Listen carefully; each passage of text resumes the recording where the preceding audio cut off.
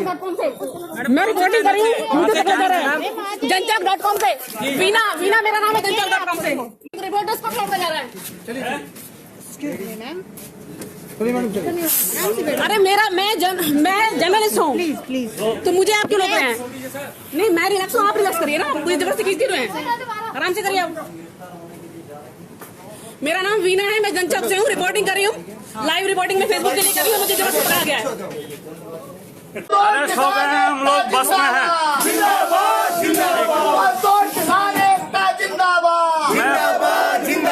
महेंद्र जी का फोन आया था कि आपसे बात करना। जी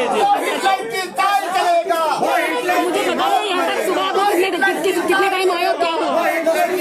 देखिए आज देश भर में लाखों किसान जो है वो सड़कों पर उतरे हैं और पंजाब हरियाणा के बॉर्डरों को इस सरकार ने सील कर दिया है। ये सरकार ने यूपी के बॉर्डरों को सील कर दिया है। परसों रात से किसान नेताओं की गिरफ्तारियां हो रही हैं और कल से लोगों को बॉर्डरों पर परसों से रोकना शुरू हुआ है। तो इसके बावजूद भी देश भर से जो है किसान दिल्ली आने की कोशिश कर रहे हैं। आज भी जगह जगह से लोग पहुंचे हैं, लेकिन ये सरकार जो है किसानों की आवाज को दबाने के लिए अभी गिरफ्तारियां उनकी शुरू कर दी हैं। एक लोकतांत्रिक जो अधिकार इस देश के अंदर किसानों का, मजदूरों का, अपनी केंद्र की सरकार को अपनी आवाज पहुंचाने का जो हमारा संवैधानिक अधिकार है, उस अधिकार को भी छीना जा रहा है। ये देश की राजधानी, ये मोदी की और अमित शाह की राजधानी नहीं है, ये देश के किसानों की राजधानी है, मजदूरों की राजधानी है, देश की जनता की राजधानी है। और आज इस राजधानी के अंदर देश के लाखों लाख अन्नदाताओं को आने से जो है रोका जा रहा है। लेकिन ये लड़ाई जो है ये बहुत हम लोग कमर कस करके इस लड़ाई को, लंबी लड़ाई को जंतर मंतर पर क्या हुआ आज सुबह? जंतर मंतर पर लोग एकत्रित हो रहे थे और पुलिस जो है लगातार लोगों को गिरफ्तार करती जा रही है। कई जत्थे आते रहे, पुलिस गिरफ्तार करती रही है। पंजाब से भी लोग पहुंचे हैं, हरियाणा से भी पहुंचे हैं, यूपी से भी पहुंचे हैं, अन्य राज्यों से भी लोग पहुंच रहे हैं। धीरे धीरे जो बैरिकेडों को से बच करके जो लोग पहुंच पा रहे हैं यहाँ पर, वो लोग प्रोटेस्ट जो है अपना दर्ज कर रहे हैं। और ये जो प्रोटेस्ट है हमारा दिन भर जारी रहेगा, लोग आते रहेंगे, जारी रहेगा। अभी एक जत्था जो है मजनू टीला गुरुद्वारे से भी किसानों का चला है, तो उसको भी हो सकता है ये लोग वहीं पर, क्योंकि भारी पुलिस बंदोबस्त इन्होंने किया है वहां पर, वहां भी शायद जो है उनको अरेस्ट करेंगे। तो जगह जगह ये गिरफ्तारियां कर रहे हैं, जगह जगह लाठीचार्ज कर रहे हैं, आंसू गैस के गोले छोड़ रहे हैं। हरियाणा और पंजाब के बॉर्डरों पर ये कैनल जो है पानी के बौछार किसानों पर कर रहे हैं। लेकिन देश का लाखों किसान कमर कस करके आया है इस लड़ाई को। ये जो बार बार पंजाब के किसानों की लड़ाई दिखाना चाह रहे हैं, हम ये बताना चाहते हैं कि पंजाब ने आजादी की लड़ाई से लेकर के और इस आंदोलन तक जो है अगुवाई की है, लेकिन पूरे देश का किसान इस लड़ाई में है। आज पूरे देश भर में ब्लॉक मुख्यालयों में, जिला मुख्यालयों में, तहसील मुख्यालयों में किसान बड़े पैमाने पर प्रदर्शन कर रहे हैं, धरना दे रहे हैं, कल भी होगा। और अगर जो है बॉर्डरों से किसानों को यहाँ नहीं आने दिया गया तो किसान चाहे जितने दिन भी उनको दिल्ली नहीं आने दिया जाएगा, या जब तक जो है इन बिलों को वापस नहीं लिया जाएगा, तब तक जो है बॉर्डरों पर किसानों का जो है जमवाड़ा और धरना जारी रहेगा। सरकार कह रही है कि हमने किसानों के लिए कानून अच्छे बनाए हैं, उससे फायदा ही होगा, फिर आप क्यों प्रदर्शन कर रहे हैं? अगर किसानों के फायदे के लिए ये बिल बने हैं तो ये सरकार किसानों से डर क्यों रही है? इस सरकार को फिर किसानों से डरने की जरूरत नहीं। फिर ये सरकार किसानों से बात क्यों नहीं कर रही है? बिल लाने से पहले इसने बात क्यों नहीं की? ये बिल दरअसल में ये खेती के कॉर्पोरेटीकरण के बिल हैं। ये हमारी देश की खाद्य सुरक्षा को कॉर्पोरेट के हाथ में गुलाम बनाने की जो है बिल हैं। ये बिल जो है हमारे जो खाद्य का भंडारण है, FCI को खत्म करके कॉर्पोरेट के हाथ में खाद्य के भंडारण को देना है। सरकार कह रही है कि MSP रेट वैसे का वैसे ही जैसे रहेगा और सरकार खरीदेगी। फिर सरकार झूठ बोल रही है। इन कानूनों में कहीं ये नहीं लिखा हुआ है। जब इन्होंने ये मार्केटिंग वाला जो कानून है, मंडी कानून जो नया लाए हैं, इसमें कहीं भी ये नहीं लिखा हुआ है कि MSP जारी रहेगी।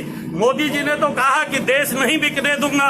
हमें मोदी की बात पर क्या भरोसा है? आज पूरा देश बिक रहा है, रेल बिक रही है, रक्षा उद्योग बिक रहा है, तमाम सार्वजनिक संस्थान बिक रहे हैं। हमारे जो 9 रत्न थे सार्वजनिक क्षेत्र के, सबके सब नीलामी पर लगा दिए हैं। अगर ये सब बिक जाएगा तो बाकी देश बेचने के लिए क्या बचता है? इसलिए हम ये कहना चाहते हैं कि हमें मोदी की बात पर भरोसा नहीं है। किसानों का कहना है कि अगर आप कह रहे हो कि एमएसपी खत्म नहीं होगी तो आप कानून में इस बात का प्रावधान करो कि भाई एमएसपी जारी रहेगी और एमएसपी से कम पर फसल खरीद जो है वो अपराध घोषित होगा, उसके लिए जो है सजा का प्रावधान हो। ये जो है सरकार क्यों नहीं करती है। दूसरा ये है कि इस देश के अंदर किसान जो है 85% किसान, अभी 55% आबादी हमारी खेती पर निर्भर है। इसमें 85% जो किसान हैं वो अपने परिवार की आजीविका चलाने के लिए वो जो है अन्न पैदा करते हैं अपने घर के लिए। हमारा खेती जो है इस देश के अंदर व्यवसाय नहीं है, खेती इस देश के अंदर अपनी आजीविका और अपनी संस्कृति का जो है एक माध्यम है हमारा। उस खेती का कॉर्पोरेटीकरण का रास्ता खोल करके खेती को जबरदस्ती जो है घाटे में पहुंचा करके ये सरकार खेती को कॉर्पोरेट के हवाले करना चाहती है। सरकार ये कह रही है कि बीच में तो एजेंट खाते थे, पहले उनसे शिकायत थी, अब तो और बड़े एजेंट होंगे। अभी तक खत्म कर रहे हैं, ये बोल रहे हैं। अभी तक जो एजेंट थे जो मंडी के अंदर बैठते थे उनसे तो गारंटी थी कि वो जो है किसानों से माल लेते थे और उसको न्यूनतम समर्थन मूल्य का जो पैसा होता था उसका भुगतान करते थे। लेकिन अब तो इस सरकार ने उस प्रावधान को भी खत्म कर दिया। अब ये सरकार नए कानून में कह रही है कि एक जो है अपना पहचान पत्र जो है दिखा करके कोई भी किसान का माल खरीद सकता है और पैसा वापस लेने के लिए उससे जो है वो कोर्ट भी नहीं जा सकता है। तो ये पूरी तरीके से किसानों को बर्बाद करने का रास्ता है। असल में इस मोदी सरकार ने और इसका जो नीति आयोग है इसने एक जो है वो तय किया है कि इस देश के अंदर खेती पर निर्भर जो 55% आबादी है उसको 20% पर लाना है। ये लगभग 50 करोड़ लोगों को खेती से बाहर करने की साजिश है और उन लोगों के हाथ में जो जमीन है उस जमीन को कॉर्पोरेट के हाथ में देने की साजिश है। और आज जो है एक किसान के पास अगर गांव में जो है 1 बीघा जमीन भी रही है तो इस पेंडेमिक के दौर में उनके बच्चे और उनके परिवार जो रोजगार के लिए बाहर आए थे उसी 1 बीघा आधा बीघा जमीन के भरोसे जो है वो गाँव को लौटे हैं, चाहे उनको 20-20 दिन पैदल जाना पड़ा है। जब ये जमीन भी छिन जाएगी उसके बाद ये कहाँ जाएंगे। आज खेती से बाहर जो आबादी है उसको देने के लिए सरकार के पास कोई रोटी रोजगार का साधन नहीं है। और कल अगर 50 करोड़ लोगों को जो इनकी योजना है खेती से बाहर धकेलना है तो तब उन 50 करोड़ लोगों के लिए इनके पास क्या साधन है। इसलिए ये सरकार दरअसल में ये कॉर्पोरेट की दलाल सरकार है। ये कॉर्पोरेटीकरण इस देश के अंदर खेती का करना चाहती है। इस देश का किसान खेती का कॉर्पोरेटीकरण नहीं करने देगा। ये लड़ाई हमारी आज और कल की ही नहीं है, ये लड़ाई तब तक जारी रहेगी जब तक या तो ये बिल वापस होंगे या तो फिर ये मोदी सरकार जाएगी। आपका नाम बताइए। पुरुषोत्तम शर्मा, अखिल भारतीय किसान महासभा का राष्ट्रीय सचिव हूँ और AIKSCC के साथ हमारा संगठन जुड़ा। और कहाँ से हैं? मैं हरियाणा जिला फतेहाबाद हल्का टोहाना से आया हूँ। मैं किसान हूँ। नाम बताइए। मेरा नाम है रमेश डांगरा। हम जो सरकार ये 3 काले कानून लेकर आई है इसके विरोध में हम यहाँ दिल्ली आए थे, लेकिन सरकार पिछले 4 दिनों से ही वहाँ का जो रास्ता है हर 15 किलोमीटर पर बैरिकेड लगाकर रोक रही है किसानों को। सरकार कह रही है पंजाब और हरियाणा के किसानों को तो पहले से MSP मिलता है, फिर आप शोर क्यों मचा रहे हैं, बेवजह सरकार का विरोध कर रहे हैं। देखिए, सरकार जो कह रही है बिल्कुल गलत कह रही है। सरकार का कोई नुमाइंदा आकर हमें बताए, खुले में बहस करे कि कैसे ये कानून फायदेमंद है। ये तो बहुत बड़ा नुकसान का सौदा है। किसान बर्बाद हो जाएगा, अपनी खेती कॉन्ट्रैक्ट अडानी अंबानी को दे देंगे। आज जीरी जो पिछले 4500 रुपये बिकती थी जो धान है आज वो 1700-1800 में ली है। और हरियाणा में मैं आपको बता देता हूँ, एक मेरी फसल मेरा ब्यौरा नामक की एक साइट है जिसमें किसान के 40 क्विंटल जो फसल उत्पादन होती है उसको दर्ज कराना पड़ता है और बीज ही लेती है। बीज की सरकार कहती है हमें नहीं पता कहाँ बेचोगे, तुम जहाँ मर्जी बेचो, फेंक दो। ये एक बहुत बड़ी सोची समझी साजिश है।